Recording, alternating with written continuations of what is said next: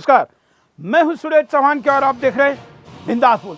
बिंदास में हम आप एक ऐसा मुद्दा लेकर आए हैं जो जुड़ा पर्यावरण से है, लेकिन वास्तवता ये जुड़ा आपसे, हमसे, इस पृथ्वी पर रहने वाले हर व्यक्ति से है। और अब ये इतना बढ़ गया है कि अब ये इमरजेंसी की स्थिति आ गई है। खास करके दिल्ली और दिल्ली जैसे भारत के कुछ महानगरों में और कुछ औद्योगिक नगरियों में इमरजेंसी की स्थिति है। वेदर को लेके, पर्यावरण को लेके एक आपातकाल की स्थिति आ गई है। दिल्ली में तो अब लोग दिल्ली से बाहर भागने की स्थिति ना आ जाए और कोई आदेश निकाल कर यहाँ की फैक्ट्रियाँ और गाड़ियों को बंद करने की नौबत ना आ जाए, जैसे कि कभी टोक्यो में आई थी।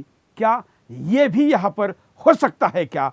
इतनी बुरी स्थिति में हम किसी को केवल राजनीतिक आरोप प्रत्यारोप करने के बजाय और किसी एक दूसरे के फॉर्मूले नकारने के बजाय हमने सोचा कि हम एक पॉजिटिव पहल करेंगे।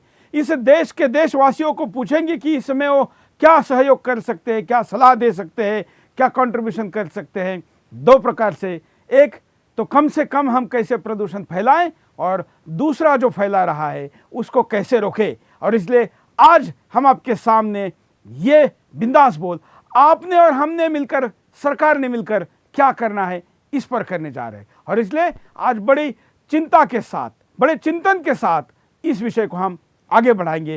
पहले मुद्दा,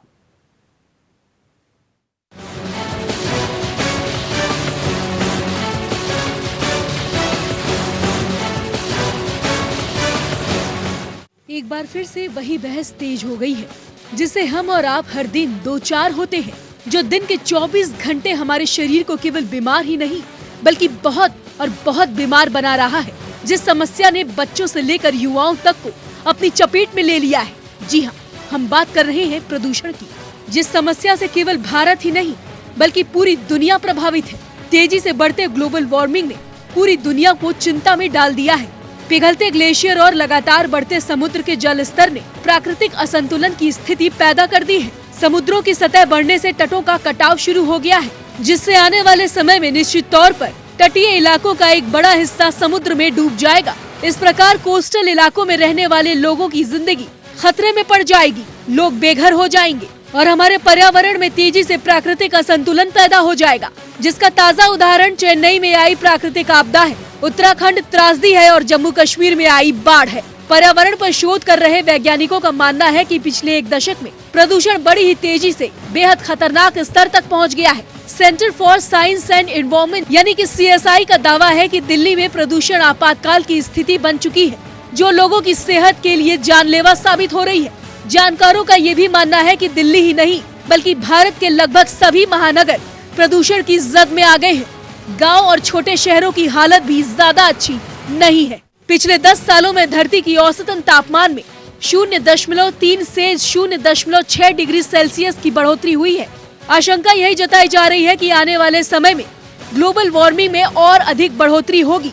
वास्तव में जब हम पर्यावरण की विनाशलीला पर विचार करते हैं तो पहला निष्कर्ष यही निकलता है कि हम चाहे कितना भी विकास का दावा क्यों न कर लें, प्रकृति को जीतने का दम क्यों न भर लें, प्रकृति की विनाशकारी शक्ति के सामने हमारे सारे दावे, सारे विकसित ढांचे बेकार साबित होते हैं। तेजी से बढ़ते प्रदूषण और ग्लोबल वार्मिंग का कारण भी हम ही है, हमारा रहस्य और तेजी से बढ़ता प्रकृति का दोहन। बढ़ते ग्लोबल वार्मिंग पर हम बातें तो खूब करते हैं, लेकिन इसे रोकने के उपाय नहीं किए जाते, और अगर उपाय किए भी जाते हैं तो वो ज्यादा कारगर साबित नहीं होते। इसीलिए जरूरत है कि आज केवल भारत ही नहीं बल्कि पूरा विश्व एक होकर पोल्यूशन इमरजेंसी यानी कि प्रदूषण आपातकाल की स्थिति से निपटे और इस समस्या को जड़ से खत्म करे।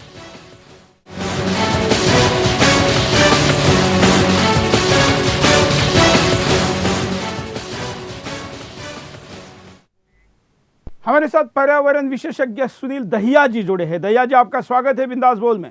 Thank you sir.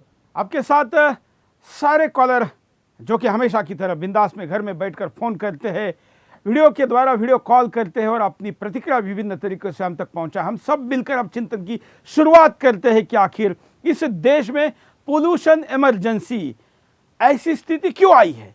और ये स्थिति केवल दिल्ली में नहीं है बल्कि कुछ ऐसे गाँव में, ऐसे छोटे नगरों में भी है जहाँ पर औद्योगिकरण की सीमा रेखाएं सारी लांघ कर हमने पर्यावरण पर अतिक्रमण किया। अब उस अतिक्रमण का फल हम और हमारे आने वाली पीढ़ी भुगत रही है और इसका सबसे बड़ा परिणाम बच्चों पर हो रहा है। और इसलिए इस पर राजनीति लाने के बजाय विभिन्न फॉर्मूले पर पॉजिटिव विचार करके कैसे हम आगे बढ़ सकते हैं, इस पर हमको 1 घंटे चर्चा करनी है। कई कॉलर हमारे साथ जुड़े हैं, उनके पास भी जाएंगे एक एक करके।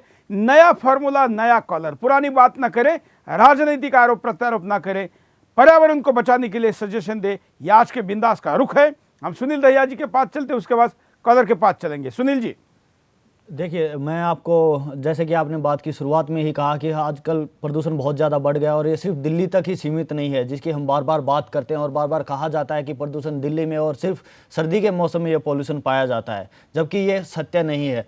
मैं आपके सामने कुछ डेटा शेयर करना चाहूँगा, जिससे कि जब हम कुछ डेटा से एनालाइज कर रहे थे तो हमने पाया कि हम जब दिल्ली के बारे में बात कर रहे होते हैं कि वहाँ पर पॉल्यूशन बहुत ज़्यादा हो गया है, उसी समय पर भारत के बहुत सारे शहर जैसे कि लखनऊ, आगरा, कानपुर, वहाँ पर भी दिल्ली के जितना ही पॉल्यूशन पाया जाता है और हम उनके बारे में कभी भी कोई विस्तार से चिंतन नहीं करते हैं, कोई उसकी बातें नहीं करते हैं। और इसी तरीके से ये तो बड़े शहर हैं, काफ़ी सारे शहर जो छोटे छोटे हैं, जैसे सिंगरौली की आप बात करें, झारिया की बात करें, या फिर चंद्रपुर महाराष्ट्र में बात करें, जहाँ पर बहुत ज़्यादा पावर प्लांट्स और बहुत ज़्यादा इंडस्ट्रीज लगाई गई हैं, वहाँ पर तो जीना बिल्कुल ही दुर्लभ हो गया है। और वहाँ पर आप इमेजिन भी नहीं कर सकते कि अगर आप दिल्ली से वहाँ जाते हैं तो आप सांस ले पाएंगे, क्योंकि वहाँ पर हालत बहुत ही ज़्यादा ख़राब है, लेकिन उनकी कभी बात नहीं होती। और इसी के साथ मैं आपको एक और डेटा शेयर करना चाहूँगा कि जैसे आपने बच्चों को मेंशन किया है, हमने पिछले महीने अक्टूबर और नवंबर में एक शोध किया है और उसमें हमने 7 स्कूल्स में जाकर के उनके वहाँ पर PM 2.5, जो कि काफ़ी खतरनाक एक पार्टिकल माना जाता है हमारी सेहत के लिए, जो हमारे फेफड़े तक अंदर तक चला जाता है और जिसको हमारे नाक के बाल और हमारा रेस्पिरेटरी सिस्टम नहीं रोक पाता है। तो हमने वहाँ पर पाया कि जो हमारा भारत का मापदंड है 60 माइक्रोग्राम पर मीटर क्यूब का, उससे लगभग 5 गुना तक हमने PM 2.5 कंसंट्रेशन क्लासरूम्स के अंदर पाई है, जो कि बच्चों की सेहत के लिए बहुत ही ज़्यादा हानिकारक और ख़तरनाक हो सकती है। और आपने देखा भी होगा कि आज आप किसी भी अस्पताल में चले जाइए, चाहे वो छोटे शहर का अस्पताल है या बड़े शहर का अस्पताल है, आपको बहुत ज़्यादा तादाद में बच्चे और बूढ़े वहाँ पर नज़र आते हैं जो अस्थमा से ग्रस्त हैं। और ये प्रॉब्लम आज के समय बहुत ही ज़्यादा बढ़ रही है। तो इसमें कोई चिंतन की बात ही नहीं है कि प्रदूषण बढ़ रहा है और ये सिर्फ दिल्ली तक सीमित नहीं है। तो ये तो हमारी भारत सरकार ने और दिल्ली सरकार ने तो कम से कम माना है और उसको सुलझाने के लिए कदम उठाना चाह रही है। तो कुछ कदम सामने आए हैं और हमें देखना होगा वो कदम किस तरीके से इस प्रदूषण को कम लाने में साकार होते हैं। बिल्कुल। हम आपको दर्शकों को कॉल लेने के पहले कुछ ग्राफिक के द्वारा आंकड़े बताना चाहते हैं कि क्या प्रभाव पड़ रहा है। देखिए, का आपातकाल 2012 में 70 लाख लोगों की मौत वायु प्रदूषण की वजह से हुई। सिगरेट ना पीने वाले भी दिल्ली में हर रोज 30 सिगरेट पी रहे हैं। दिल्ली में सल्फर डाइऑक्साइड की मात्रा 478 माइक्रोग्राम पर क्यूबिक मीटर है, जबकि 80 ग्राम पर क्यूबिक मीटर होनी चाहिए। दिल्ली की हवा में PM 2.5 यानी पार्टिकुलेट मैटर की मात्रा 316 माइक्रोग्राम पर क्यूबिक मीटर है। पार्टिकुलेट वो कण होते हैं जिससे विजिबिलिटी की मात्रा काफी कम हो जाती है और वातावरण धुंधला हो जाता है। औसतन PM 2.5 यानी पार्टिकुलेट मैटर की मात्रा 60 होनी चाहिए। 200 से 300 के बीच PM 2.5 का होना स्वास्थ्य के लिए खतरनाक है। 300 से ज्यादा PM 2.5 होने से हवा सिर्फ रोगी बनाती है। मुंबई और दिल्ली में PM 2.5 पार्टिकुलेट मैटर की मात्रा 300 से ज्यादा पाई गई। मई 2014 में WHO ने दिल्ली की हवा में 153 माइक्रोग्राम पार्टिकल होने का दावा किया। ये दुनिया के औसत के मुकाबले 15 गुना ज्यादा था। सुप्रीम कोर्ट ने देश में नम भूमि कम होने पर चिंता जाहिर की। भारत में लगातार भूमि की आर्द्रता कम हो रही है। शहरों में ट्रैफिक ओवरलोड की समस्या लगातार बढ़ रही है। दुनिया के 20 प्रदूषित शहरों में भारत के 13 शहर हैं। पिछले 3 सालों में दिल्ली में वायु प्रदूषण में 20% का इजाफा हुआ। आप इसी आंकड़े से समझ गए होंगे कि दुनिया के 20 शहरों में जो सबसे ज्यादा प्रदूषित है उसमें हमारे 13 शहर हैं। तो कल्पना करिए कि हम कहां जी रहे हैं और हम हमारे अंदर के सिस्टम का क्या हाल कर रहे हैं। कॉलर के पास चलते हैं। जय हिंद, बोलिए। Hello sir. हाँ। हमारा शहर ज्यादा प्रदूषित है लेकिन गांव कम प्रदूषित है, तो इसकी क्या वजह है सर? इस पे भी स्वाभाविक हमें है क्योंकि शहरों में गाड़ियों का परसेंटेज ज्यादा है, यहाँ पर लोगों की घनता ज्यादा है, यहाँ पर धूल मिट्टी ज्यादा उठती है क्योंकि जमीन के अंदर की नमी कम हुई है। धन्यवाद। अगले कॉलर के पास भी जाएंगे, आप भी कॉल कर सकते हैं। जय हिंद, बोलिए, क्या कहना है आपको? हेलो। हाँ, जय हिंद सर। जय हिंद, बोलिए। सर, हमारा आंकड़ा ये है कि जनसंख्या ज्यादा होने के कारण ये सारा कुछ होता है जो प्रदूषण है। ये प्रदूषण इसीलिए है कि जो हमें जरूरत की चीजें मुहैया कराने के लिए कारखाने लगाए जाते हैं और उसी कारण से हमें प्रदूषण झेलना पड़ रहा है। अगर जनसंख्या पे कोई हमारी गवर्नमेंट एक्शन ले तभी कुछ हो सकता है। इस विषय पर सुनील जी के पास चलते हैं। सुनील दहिया जी, प्रदूषण और लोक संख्या, इसका क्या मेल है? देखिए, बिल्कुल सही कह रहे हैं हमारे कॉलर कि जब जैसे जैसे जनसंख्या बढ़ रही है वैसे वैसे हमारे प्राकृतिक संसाधनों को निकालने की और उनको यूज करने की जो संख्या है वो भी बढ़ रही है। लेकिन मैं आपको ये बताना चाहूँगा कि ये ज़रूरी नहीं है कि अगर हमारी जनसंख्या बढ़े तो उनकी ज़रूरतें उसी तरीके से बढ़ें। हमें अपनी ज़रूरतों पर कहीं ना कहीं अंकुश लगाना होता है और कहीं ना कहीं हमें देखना होता है क्या हमारी ज़रूरत है और क्या हम ज़रूरत से ज़्यादा उपयोग कर रहे हैं।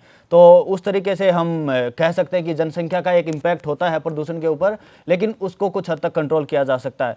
दूसरी बात यह भी है कि जब हम नए कारखाने लगाते हैं तो अगर कारखानों को नई तकनीक से लगाया जाए, वहाँ पर अच्छे प्रदूषण को कंट्रोल करने वाले जो यंत्र हैं वो लगाए जाएँ, तो शायद जितना प्रदूषण आज हम ले रहे हैं उतना शायद ना हो।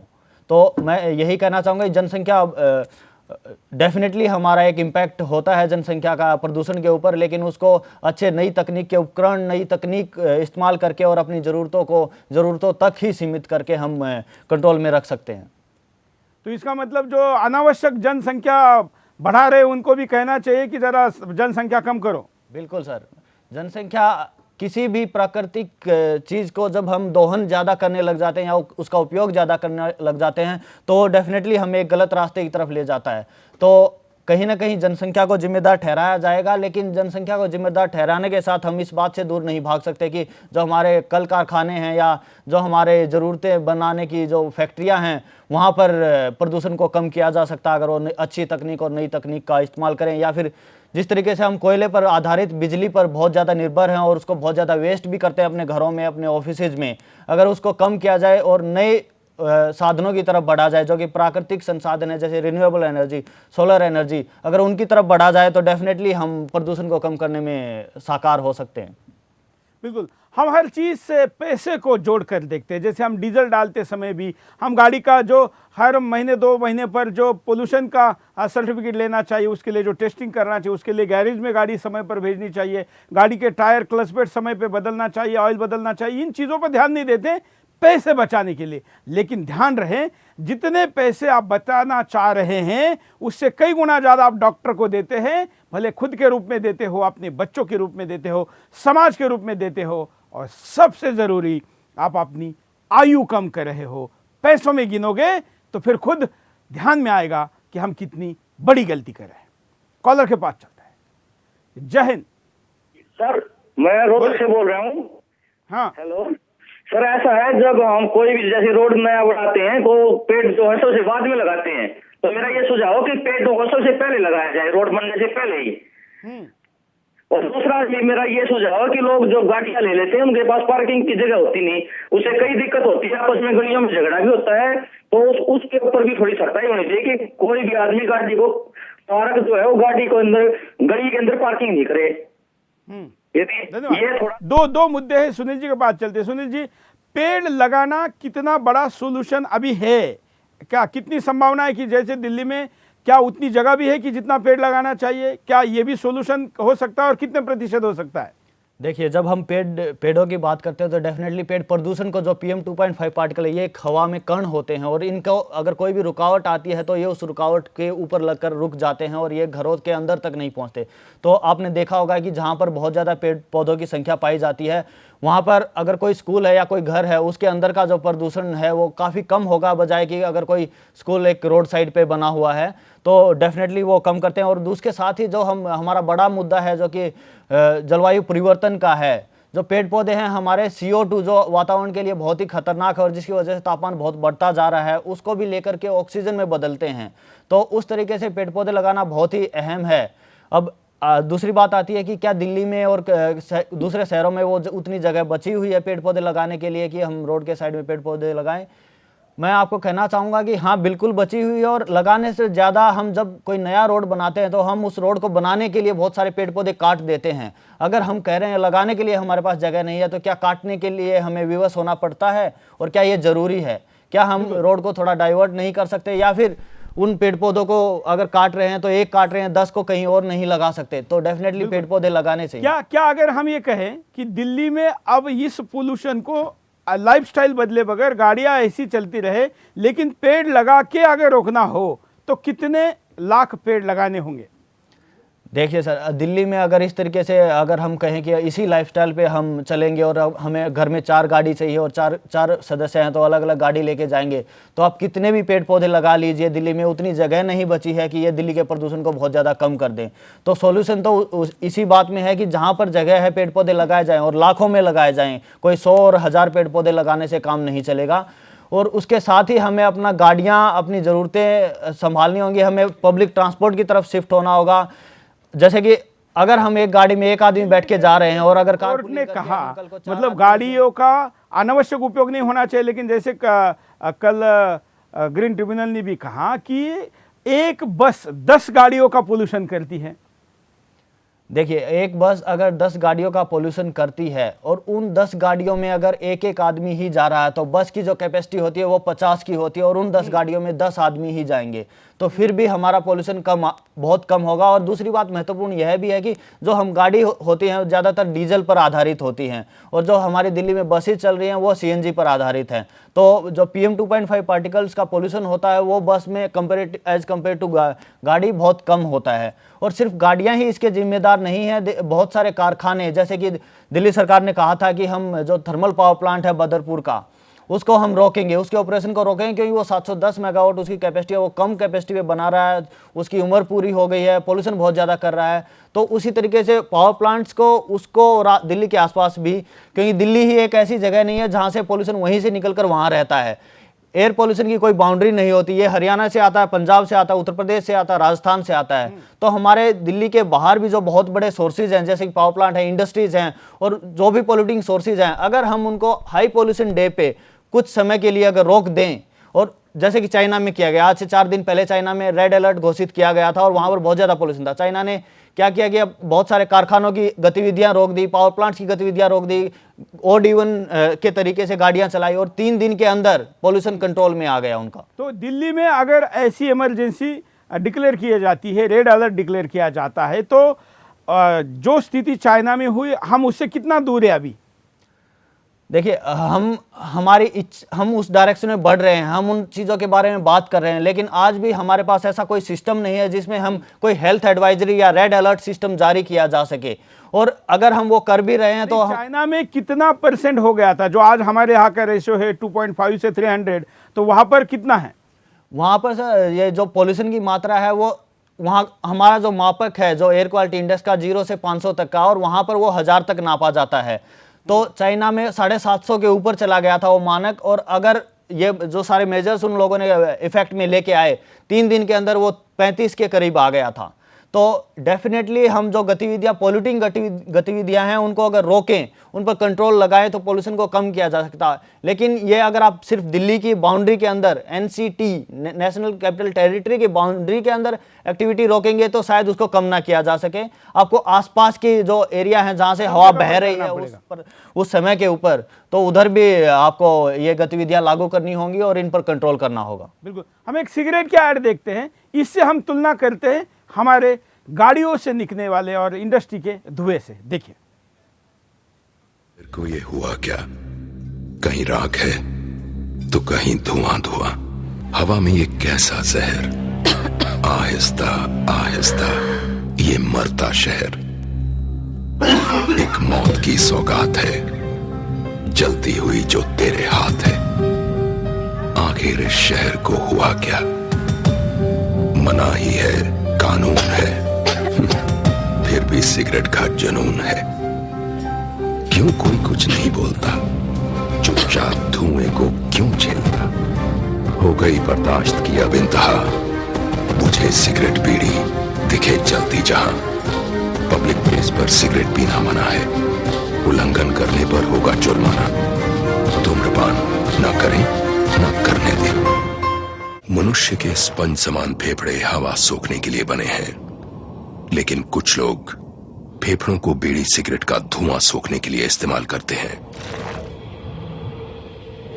एक आम धूम्रपान करने वाले व्यक्ति के फेफड़ों को अगर आप निचोड़ कर देखें तो इतनी मात्रा में आपको साल भर का कैंसर पैदा करने वाला टार मिलेगा।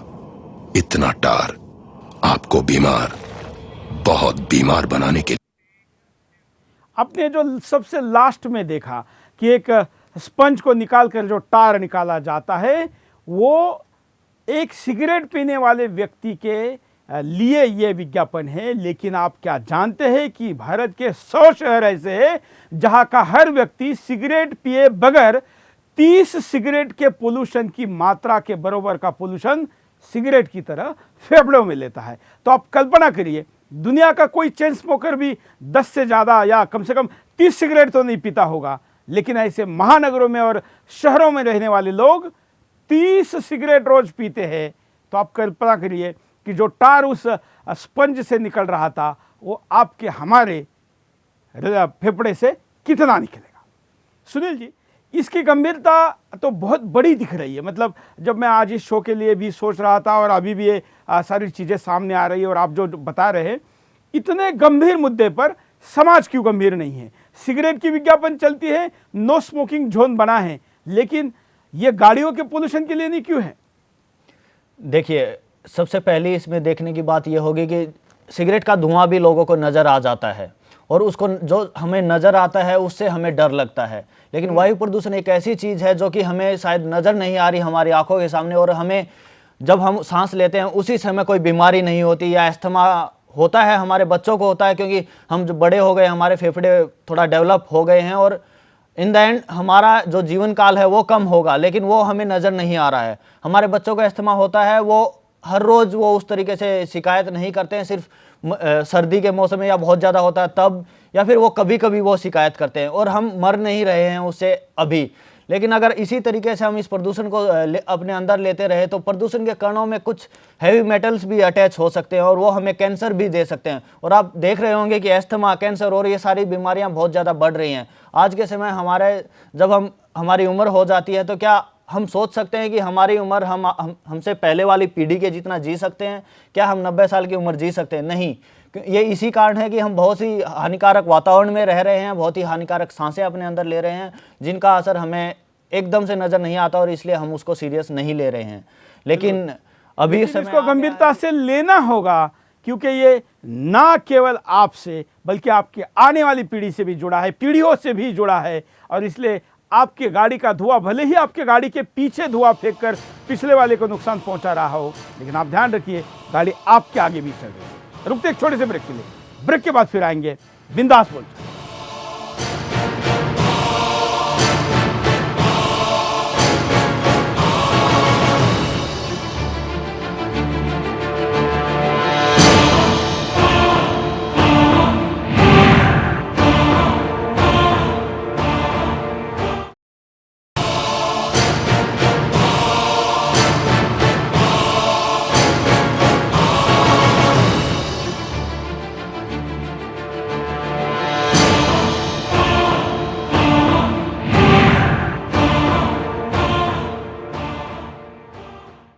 ब्रेक के बाद आपका एक बार फिर से स्वागत है। आप देख रहे हैं बिंदास बोल, और बिंदास में हम आपके सामने मुद्दा लेकर आए प्रदूषण का। दोष किसी दूसरे को नहीं, अपने को दीजिए। दो कारणों से खुद को पूछिए कि कितना प्रदूषण फैला रहे, और यह भी पूछिए कि प्रदूषण फैलाने वाले को रोकने के लिए क्या प्रयास किया है। क्या आप 30 सिगरेट आपको कोई ज़बरदस्ती आपके मुंह में दबा कर आपको पिलाए तो आप पिएंगे? शायद आपका जवाब नहीं होगा। लेकिन आप पी रहे हैं। ये जो एयर पोल्यूशन है, ये आपको हवा का प्रदूषण इतने 30 सिगरेट रोजाना पिला रहा है। हम आपको एक वीडियो दिखाते हैं, शायद इससे आपकी आंखें ज्यादा खुल जाए।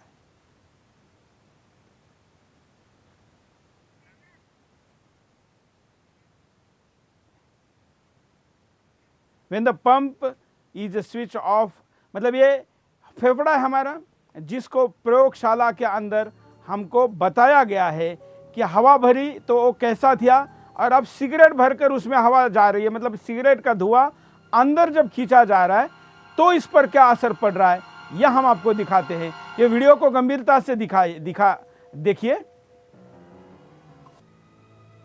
अब आप इसके तरफ देखिए। इसको लगातार ऐसे कुछ सिगरेट पिलाए गए तो इसका रिएक्शन क्या था। ये उसके बाद जब इतने सिगरेट पिलाकर हो गए तो उसके बाद आपके सामने ये वीडियो है। अब देखिए, एक प्रयोगशाला के अंदर हमारे शरीर के अंदर किस फेफड़े को निकाला है, और ये सिगरेट पीने वाला है। जो पहले दिखाया था वो सामान्य व्यक्ति का था। अब ये देखिए इसके अंदर की स्थिति क्या है। अगर सामान्यतः सिगरेट पीने वाले व्यक्ति के फेफड़े की स्थिति ये है, तो आप कल्पना करिए कि रोज 30 सिगरेट पीने वाले व्यक्ति की फेफड़े की स्थिति क्या होगी। ये दोनों के फेफड़े हैं। ये YouTube पर अवेलेबल है। हम जोक्स एक दूसरे को फॉरवर्ड करते हैं और अनावश्यक चीजें भी फॉरवर्ड करते हैं कि क्यों नहीं हम पोल्यूशन के बारे में भी जागरूकता फैलाएं। हमारे देश में मरने वाले लाखों लोग पोल्यूशन से मरते हैं। चंद आतंकवादी आकर अगर हमको मारते हैं तो हम उनके खिलाफ हो हल्ला करते हैं, जो कि करना चाहिए। लेकिन क्या इस आतंकवाद के खिलाफ हम बोलते हैं? कदापि नहीं। या आपकी और हमारी गलतियों के कारण, चुप्पी के कारण और सरकार की गलत नीतियों के कारण लाखों लोगों की हत्या भी एक आतंकवाद है, और इसके खिलाफ भी उससे जोर शोर से बोलने की जरूरत है जितना हम आतंकवाद पर बोलते हैं। कॉलर के पास चलते। कई कॉलर हमारे साथ आज बात रखने के लिए तैयार है, उनकी बात सुनते हैं। जय हिंद, बोलिए, क्या कहना है आपको? नमस्कार सुरेश जी, मैं आपसे प्रार्थना कर रहा हूँ 2 मिनट जरा समय दीजिएगा। 1947 से लेकर 2015 तक का 67 साल हो गए। ये टोटल फेलियर है हमारी गवर्नमेंट्स का, सरकारी तंत्र का। ठीक है, ट्रैफिक और फैक्ट्रीज दोनों तरफ से पोल्यूशन होता है। सरकारी जो कर्मचारी हैं कोई उसमें एक्शन नहीं लेते। ये 1-2 दिन में तो हुआ नहीं है। आज 67 साल हो गए इस देश को आजाद हुए और कोई एक्शन इस तरफ नहीं लिया जा रहा है। मैं फॉरेन कंट्रीज में आप देखते हैं तो इतनी साफ सफाई मिलती है। एक हिंदुस्तान में आप जहां मर्जी चले जाएं, मेन सिटीज में गंद है। मैं फॉरेन कंट्रीज में हम देखते हैं रात को सफाई होती है, वहां पर सुबह ऐसा नहीं होता कि जिस समय आप काम पर जा रहे हैं तो आपको धूल मिट्टी मुंह पर देखनी पड़ रही है। अब रहती है बात के इसका हल क्या है। हल यही है कि गवर्नमेंट, सोशल ऑर्गेनाइजेशंस और पब्लिक जो अंडरटेकिंग्स हैं उनके साथ मिलकर रेगुलर ड्राइव चलाए।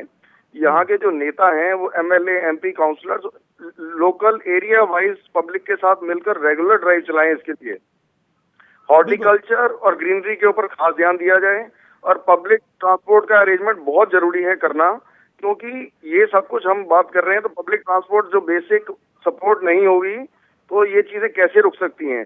आज हेल्थ का इतना बुरा हाल है कि सांस नहीं आ रहा है दिल्ली में। लोगों को हॉस्पिटल्स के ऊपर, मेडिसिन के ऊपर इतना खर्चा करना पड़ रहा है, कहाँ से होगा ये? बिल्कुल। तो सिर्फ और सिर्फ एक हल यही है कि सरकारी जो तंत्र है, सरकारी जो नेता लोग हैं वो मिलकर फोटो खिंचवाने के लिए नहीं, पब्लिक को साथ लें और छोटे छोटे एरिया वाइज अपने अपने एरिया में काम करें ना। उनके पास है ना सारा के सारा उनके सपोर्ट जो स्टाफ। बिल्कुल बिल्कुल, धन्यवाद। बड़ा अच्छा मुद्दा आपने उठाया है कि ये केवल एक कार्यक्रम का, केवल एक बार की घोषणा का, एक बार की न्यूज का मुद्दा नहीं है। ये रोज के जीवन शैली का मुद्दा है। थोड़ी देर पहले हम स्क्रीन पर देख रहे थे कि कुछ देशों के लोग मास्क पहनकर चलते हैं। अभी आप वीडियो में देख रहे थे, जब एक कॉलर भी बात कर रहा था, या हम इसको लगातार भी देख रहे हैं कि आप जानते हैं कि दुनिया के कुछ शहर ऐसे हैं जहां पर आपके ड्रेस का हिस्सा है ये मास्क। ये जो लड़कियां पहनकर चल रही है, ये मास्क वहां के ड्रेस का हिस्सा है।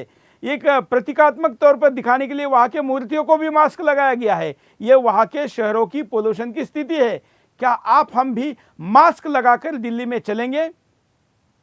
मास्क लगाने की स्थिति से भी हम ऊपर उठ चुके हैं। हम हमारे शहरों की, हमारे कुछ गांव की भी और कुछ क्षेत्रों की स्थिति इतनी खराब कर चुके हैं कि अब मास्क भी शायद हमको नहीं बचा सकता। कारणों पर नजर डालते हैं कि ये पोल्यूशन इमरजेंसी की बात हम क्यों कर रहे हैं। बढ़ता मानवीय अतिक्रमण। मानवीय अतिक्रमण आज सभी जगह बढ़ गया है। मनुष्य हर जगह प्रकृति में दखल दे रहा है। मनुष्य का ये दखल हर जगह दिखाई दे रहा है। इससे सिर्फ और सिर्फ मनुष्य को ही भयानक परेशानी होने वाली है। जमीन की घटती आर्द्रता, धीरे धीरे नम भूमि कम हो रही है। सुप्रीम कोर्ट ने भी देश में घटती नम भूमि के बारे में चिंता व्यक्त की। इससे जमीन की पानी सोखने की क्षमता कम हो जाती है। जैव विविधता से खिलवाड़, चाहे वो जल हो या थल, हर जगह की जैव विविधता से खिलवाड़ हो रहा है। समुद्र में जल स्तर बढ़ रहा है। अगर ग्लोबल वार्मिंग ऐसे ही लगातार जारी रहा तो आने वाले 50 सालों में समुद्र के किनारे शहर जैसे मुंबई, चेन्नई और पेरिस जलमग्न हो जाएंगे। पिघलते ग्लेशियर मानवता को खतरा। बढ़ते प्रदूषण ने तापमान में वृद्धि कर दी है। ऐसे में ग्लेशियर पिघल रहे हैं। पिघलते ग्लेशियर उत्तराखंड जैसी त्रासदी लेकर आ रहे हैं। इससे जल्दी ही पृथ्वी जलमग्न हो सकती है। हम प्रकृति से सिर्फ लेना जानते हैं, देना भूल गए। भारतीय संस्कृति हमें सिखाती है कि कैसे प्रकृति को हर वस्तु वापस की जाती है।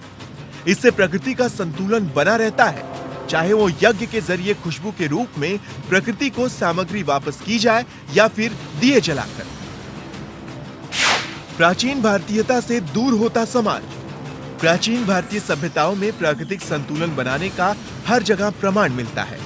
वहां बताया गया हर वस्तु प्रकृति से ही प्राप्त होती है और उसी में मिल जाती है।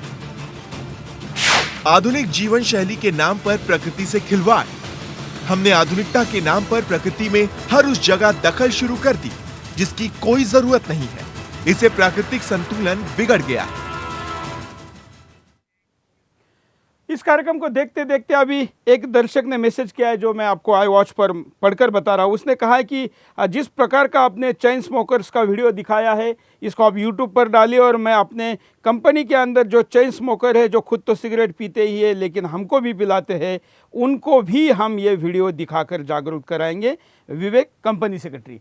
आप भी इस कार्यक्रम को केवल देखने तक सीमित मत रहिए बल्कि आपके सहभाग को जनता तक पहुंचाइए, क्योंकि ये विचार केवल हम दर्शकों के लिए नहीं बल्कि देश के लिए लाए हैं, बल्कि दुनिया के लिए लाए हैं। ये सारी जानकारी आपकी आंखें खोलेगी और आपके आंखों के साथ साथ अगर दिमाग भी खुला हो जाएगा लोगों का तो निश्चित तौर पर इसका उपाय होगा। एक और वीडियो दिखाते हैं।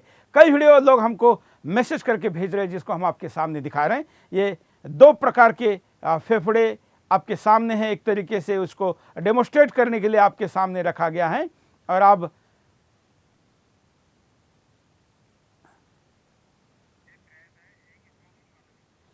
दो प्रकार के हैं। एक फ्रेश है जो नॉन स्मोकिंग पर्सन का है और एक स्मोकिंग पर्सन का है। ये आपके सामने, ऑडियो भी उसका खोल दे।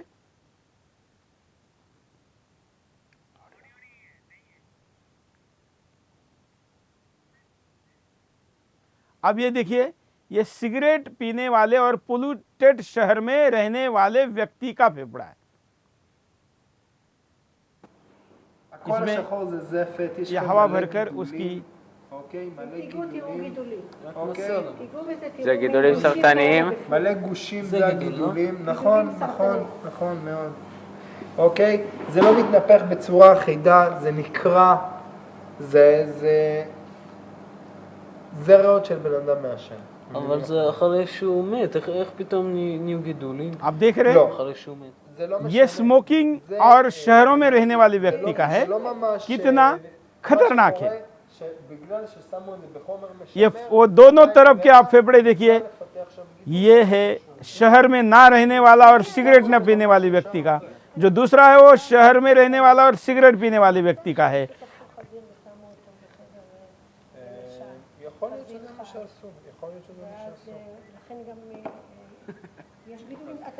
अब इसमें हवा भरने पे देखिए, ये आपको और ज्यादा स्पष्टता आएगी।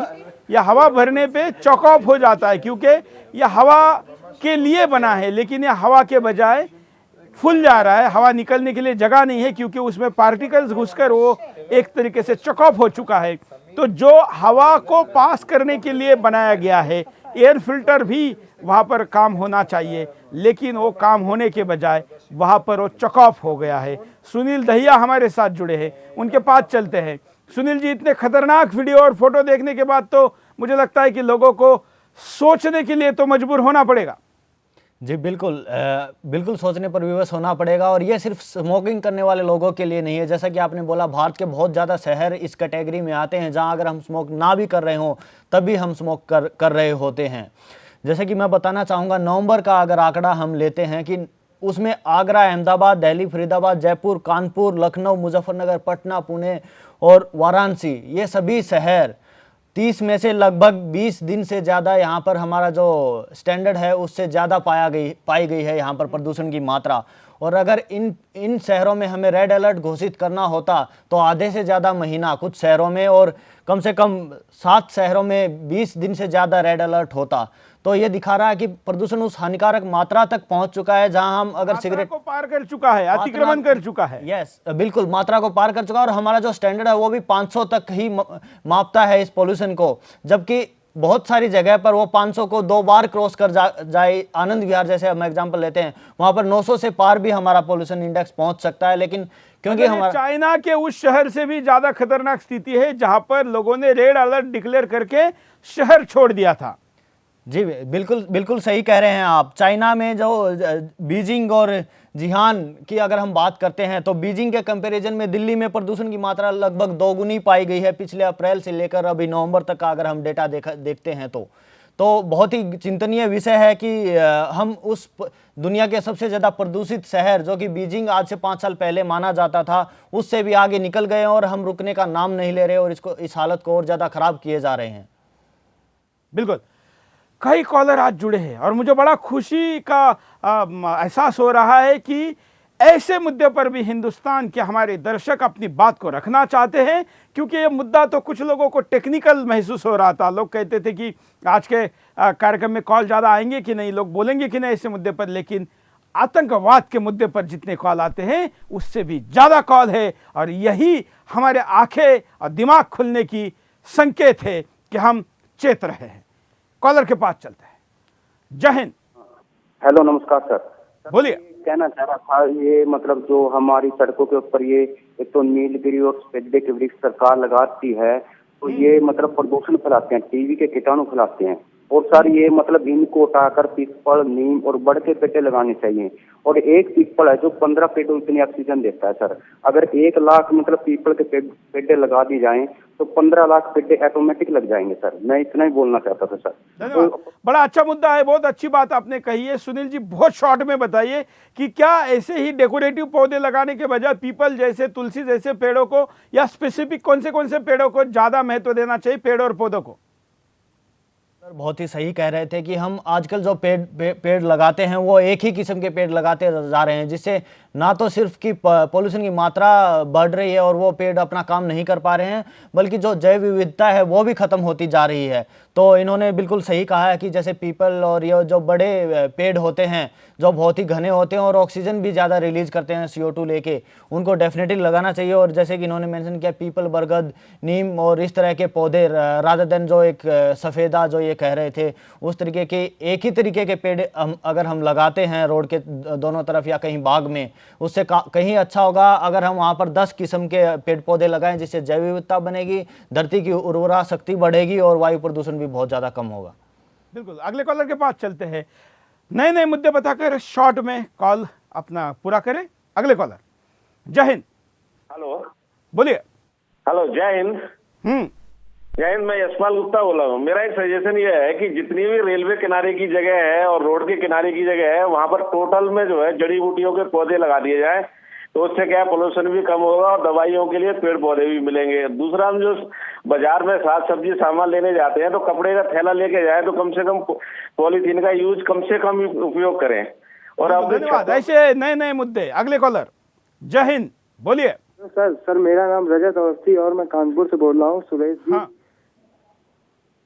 बोलते रहिए। सर मेरा सवाल ये है कि सर बहुत से शहर ऐसे हैं इधर उत्तर प्रदेश के जैसे कानपुर, बनारस, लखनऊ सर, ये भी यहाँ भी प्रदूषण मानक से कई ज्यादा ऊपर है। तो सर दिल्ली में तो सरकार जाग गई है, लेकिन यहाँ कब जागेगी सर? और सर इसका मेरा मतलब ये है कि मेन कारण इसका सर जाम भी हो सकता है, क्योंकि इन शहरों में जाम की व्यवस्था, ट्रैफिक जैम और पुलिस की वजह से भी सर काफी ज्यादा जाम लगता है, जिसकी वजह से गाड़ियां प्रदूषण ज्यादा फैला रही हैं सर। बिल्कुल, मैं जो बात आपने कही है ये जागी इसलिए है कि समाचारों में आ रहा है। आप जिस भी शहर में रहते हो हिंदुस्तान में, आपके स्वयंसेवी संस्थाओं को या आप अपने जेब से वहां पर ऑफिशियल, वैसे तो सरकार तो पोल्यूशन की जांच करती है, मापदंड लेती है, लेकिन अगर नहीं ले रही है तो आप एक स्वयंसेवी संस्था के नाते भी इसका मापन कर सकते हैं। ऐसा किया हुआ मापन आप हमको भेजिए, हम उस शहर के मात्रा को बताएंगे, हम आपकी सरकार को जगाने की कोशिश करेंगे। हम जानते हैं कि देश की कई सरकारें, कई राज्यों की सरकारें ऐसी भी है जिनको जगाना मुश्किल है, लेकिन फिर भी प्रयास करेंगे। परिणाम देख लेते हैं क्या होगा। प्रकृति अपना संतुलन खुद बनाने लगेगी। जब हम प्राकृतिक संतुलन का ध्यान नहीं रखेंगे, सिर्फ दोहन ही करते रहेंगे, तो संतुलन कैसे बनेगा? संतुलन बनाने के लिए हर क्रिया की प्रतिक्रिया होती है। ऐसे में प्रकृति खुद ही अपना संतुलन बनाने के लिए आगे आती है। शहरों में ट्रैफिक ओवरलोडेड की समस्या पैदा होगी। अगर ऐसे ही औद्योगिक कारखाने शहरों के पास बढ़ते रहे तो आने वाले समय में शहर ट्रैफिक समस्या से भरपूर हो जाएंगे। इसीलिए हमें वाहनों की व्यवस्था को खुद ही सॉल्व करना होगा। ग्लोबल वार्मिंग पर दुनिया एकजुट हो। क्वेटा से लेकर रियो डी जेनेरो और अब पेरिस, दुनिया भर के देश ग्लोबल वार्मिंग पर चर्चा कर रहे हैं। हर मंच पर सिर्फ चर्चा भर हो रही है। वहां भी गरीब अमीर लड़ रहे हैं, लेकिन कोई नतीजा नहीं निकल रहा। वैसे प्राकृतिक आपदा गरीब अमीर नहीं देखती। गर्मियां लंबी और सर्दियां छोटी होने लगेंगी। अब दिसंबर चल रहा है, लेकिन ठंड अब भी काफी कम है। आने वाले समय में ये और भी कम हो सकती है। वहीं गर्मियां लगातार लंबी होती जा रही हैं। गर्मियों की वजह से कई देशों में बीमारी महामारी का रूप ले रही है। सभ्यता पर नष्ट होने का खतरा मंडराने लगेगा। प्राकृतिक आपदाओं ने पहले भी सभ्यताओं को नष्ट किया, चाहे वो मानव निर्मित हो या फिर प्राकृतिक। ऐसा ही अब होने की संभावना दिखाई दे रही है। भारतीयता की प्रकृति से संतुलन बनाने की महत्ता का लोगों को पता नहीं चल पाएगा। अकेली भारतीय संस्कृति है जिसने बताया है कैसे प्राकृतिक संतुलन बनाया जा सकता है। हमारे पूर्वज कैसे प्राकृतिक चीजों से संतुलन बनाते थे, ऐसे तमाम प्रमाणों को नकारा जाता है आज के तथाकथित आधुनिक समाज में। हम क्या व्यक्तिगत जीवन में भी इसका पालन करते हैं? जहाँ पर हम पैदल चल सकते हैं वहाँ पर भी हम टू व्हीलर लेके जाते हैं, और आपके घर में अगर फोर व्हीलर हो तो भी लेके जाते हैं। सेक्टरों के अंदर के या घर के आसपास के मार्केट में जाने के लिए भी हम प्रयास करते हैं कि गाड़ी लेके जाए, भले वहाँ पर पार्किंग करने के लिए जगह ना हो। खुद चलेंगे तो स्वास्थ्य के लिए भी अच्छा रहेगा, और साथ साथ में आपके ही नहीं, इस प्रकृति के स्वास्थ्य के लिए भी अच्छा रहेगा। कहीं पर अगर आपके सामने विकल्प है कि डीजल से चलने वाली गाड़ी हो या इलेक्ट्रिक कार हो या कोई तांगा या कोई अन्य सवारी आपको मिलती हो जो कि डीजल बगैर चल सकती हो, तो आप प्रयास करिए कि डीजल के या पेट्रोल के ऐसे पोल्यूशन फैलाने वाले वाहनों का उपयोग ना करें। भले आपको पहुंचने के लिए कुछ मिनट ज्यादा लगेंगे, लेकिन ये आपके जीवन के कुछ मिनट जरूर बढ़ाएंगे। अगले कॉलर। जय हिंद। जय हिंद। बोलिए। मैं केसी राणा, करपुरा, नई दिल्ली 15। बोलिए। मैं बोल रहा हूँ, मेरा क्वेश्चन ये है, सिर्फ जब ये सारी गाड़ियां डीजल की और ये बंद हो रही हैं, तो दिल्ली के अंदर सबसे ज्यादा पोल्यूशन की अगर आप टेक्निकल स्पेसिफिकेशन ले लें तो शायद रोडों के ऊपर जो छोले भटूरे और इस तरह के जो लोग बनाते हैं, रेहड़ियां ज्यादा चलती हैं, और उसके ऊपर जो पोल्यूशन कोयला जल के बाहर निकलता है, क्या वो उस पोल्यूशन की कब आप सरकार ने स्टडी करी है या नहीं करी है? आप क्या रेस्टोरेंट चलाते हैं? नहीं, मैं रेस्टोरेंट नहीं चलाता हूँ। मैं सर्विस वालों के पीछे पड़े बेचारे, गाड़ियों से उनकी क्या तुलना हो सकती है?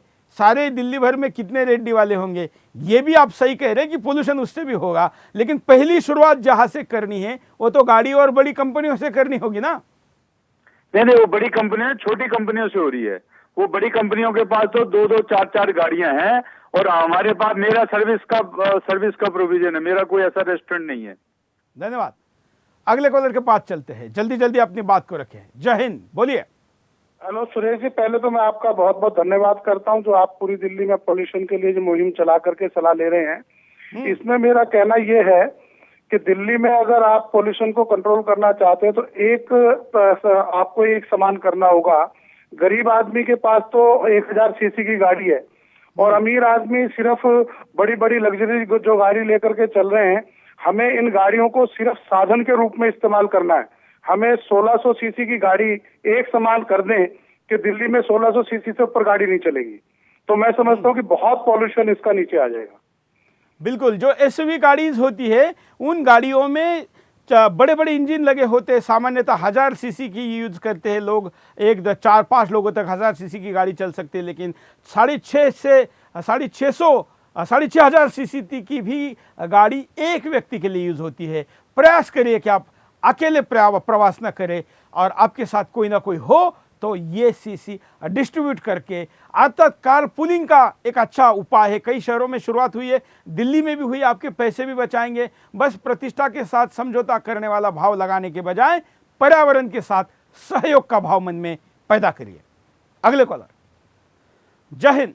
हेलो, बोलिए। जय हिंद सर। हाँ, जय हिंद सर। क्या कहना है आपको? कहना है सर कि ये प्रदूषण हम जो चाहते हैं रोक देना, सिर्फ प्रचार करने से नहीं, उसकी नैतिक जिम्मेवारी हमें भी उठानी पड़ेगी। बिल्कुल सही कह रहे हैं। और दूसरी नंबर ये पौधे की जहाँ तक बात है, ऑक्सीजन वाले पौधे लगाना हम लोग छोड़ दिए हैं। जैसे पीपल का पेड़ है, तुलसी का पेड़ है, इस पर हमें फोकस करना होगा। गाड़ियों पर जो है सेपरेट पर्सनल गाड़ी लेकर जो हम आज प्रदूषण फैला रहे हैं, इस पर नियंत्रण करना होगा। बिल्कुल बिल्कुल, धन्यवाद। बड़ा अच्छा मुद्दा आपने कहा है। हमारे घरों के सामने तब तुलसी का पेड़ होता था, तुलसी का पौधा होता था और विभिन्न प्रकार के ऐसे पेड़ होते थे हमारे आसपास में, लेकिन तुलसी तो आज के इस पॉलिटिकल युग में कम्युनल पौधा हो गया है। बरगद और पीपल का भी कम्युनल हुआ है, लेकिन इसको आपको करना होगा क्योंकि भारतीय संस्कृति की जो हमारी जीवन शैली है वही इसका सॉल्यूशन है। और क्या हो सकता है उपाय आपके सामने। प्रकृति से लेने के साथ प्रकृति को देना भी सीखें। हम बस प्रकृति का दोहन कर रहे हैं, इसके लिए हमें प्रकृति के और नजदीक जाना होगा। वैसे हम प्रकृति के नजदीक जाते तो हैं, मगर सिर्फ उसका दोहन करने के लिए। दुनिया ग्लोबल वार्मिंग से निपटने के भारतीय तरीकों पर ध्यान दे। हम कहते हैं कम कार्बन उत्सर्जन करेंगे, स्वच्छ ऊर्जा का उत्पादन करेंगे, इससे ग्लोबल वार्मिंग कम होगी। लेकिन साथ ही हमें ऐसे भी उपाय करने होंगे जिससे प्रकृति से लेने के साथ साथ उसे देना भी सीखा जाए। प्राकृतिक आपदाओं से निपटने के लिए कारगर नीति बनाई जाए। अब प्राकृतिक आपदाएं असमय आ रही हैं, अचानक से जिसकी उम्मीद नहीं होती वो हो रहा है। ऐसे में कम से कम जानमाल की हानि हो, इसके लिए हमें कारगर नीति बनानी होगी। प्रकृति से अनावश्यक छेड़छाड़ बंद हो। अब मनुष्य पर्वतों की ओर जा रहा है, लेकिन वहां भी प्रकृति को गंदा करने से बाज नहीं आ रहा। पहले भी लोग पर्वतों पर जाते थे, मगर प्रकृति के साथ कोई छेड़छाड़ नहीं करते थे। अपनी जीवन शैली को प्राकृतिक बनाना होगा। दुनिया की जीवन शैली आज कृत्रिम टाइप की बन गई है। यही जीवन शैली सबसे बड़े प्राकृतिक दखल की ओर इशारा कर रही है।